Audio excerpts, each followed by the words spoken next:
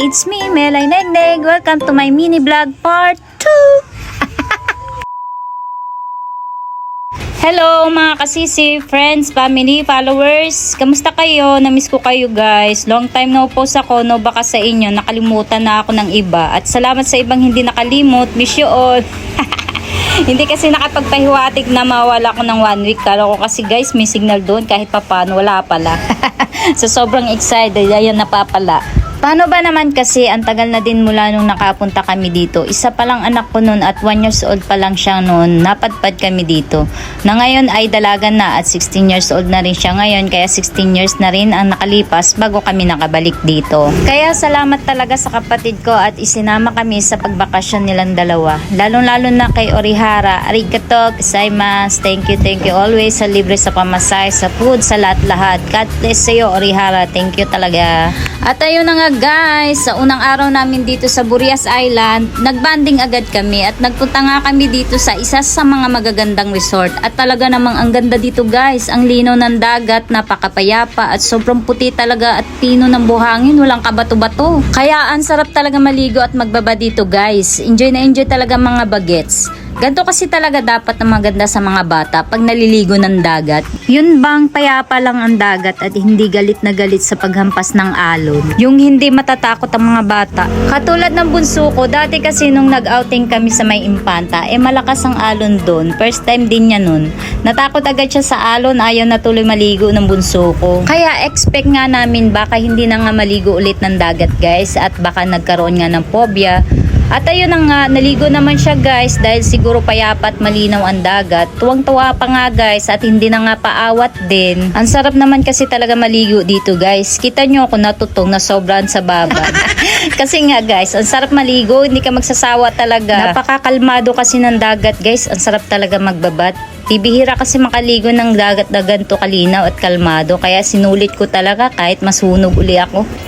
Eto nga po pala cottage nila guys. Ang lawak, ang linis. Madami talaga makakatulog. Sulit na sulit. Yung CR nga lang dito medyo may sablay kasi isa lang ang pintuan ng CR at bahay. Paano pala pag nadjajebs ka at may dumaan, diba? Hindi ka makapag-concentrate. Sila nga po pala yung nagagandahan kong kapatid at pinsan. Naks naman. Kailangan nating gandaan baka magreklamo. Patawa-tawa lang kami dyan guys pero mga gutom na kami dyan. Naiwan kasi yung kaldero sa bahay kaya binalikan pa doon.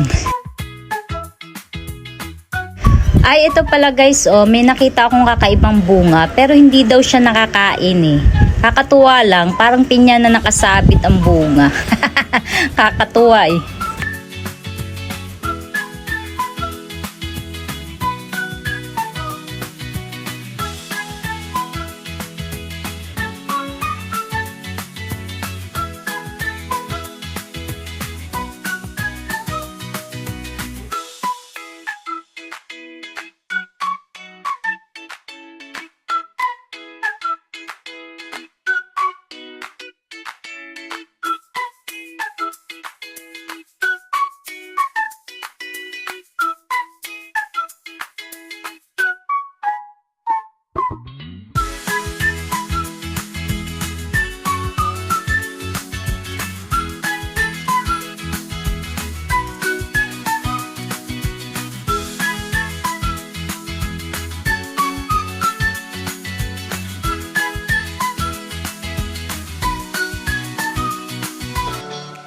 Pusit nga po pala yan guys, yung dala-dala niya, isang malaking pusit. Wala po kami maisip na luto kaya ang ginawa na lang ay pinarito. Nilagyan ng breathing mix. Ayun, masarap naman guys.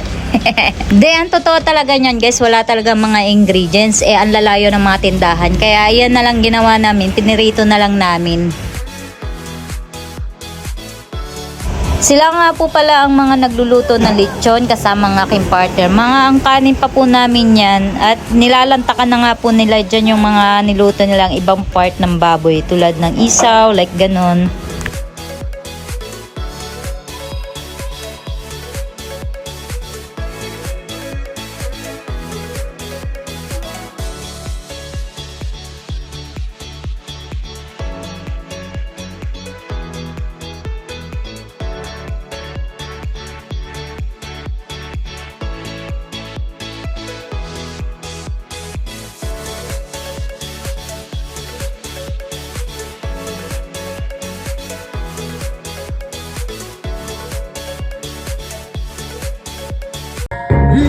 At ayan pong kumakanta ay tsuhin namin, isa sa mga kapatid ng papa namin. Pambato din po namin yan sa kantahan.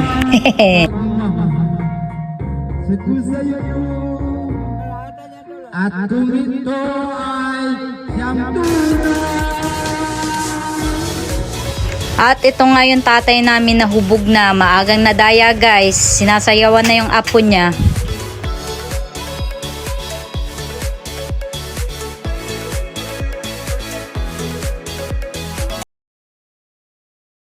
Isa din po sa mga kapatid ni Papa na babae, si Yaya Wilma. Ang sweet nila dito guys. Isa din sa mga pambato sa kantahan guys. Singer talaga ang mga Delphin. At ayun nga guys, minekos-mekos ko yung manok. Yung pasaway kong kapatid, tuwan-tuwa sa budbo na sobrahan. Pati kamay ko nilagyan. Gagawin na rin yata crispy fry. Ay hindi, crispyhan.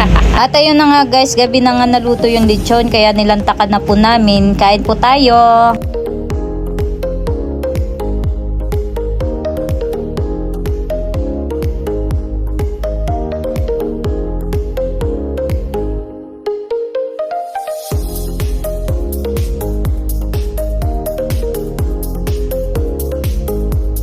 Morning na po ito ng umaga guys, 6 AM. Kapag hubas po ang dagat, ganyan po ang ginagawa nila, nanginginas. Isa sa mga na-miss kong gawin guys, kaya lang di ko na alam kung paano manghuli ng shell.